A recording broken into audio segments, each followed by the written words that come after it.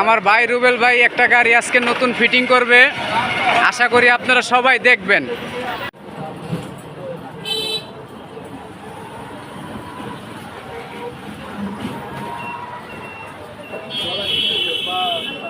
হ্যাঁ হ্যাঁ ভাই, এটা কইরা দিম ভাই, আমার কইরা দিছেন, ভালো লাগছে ভাই।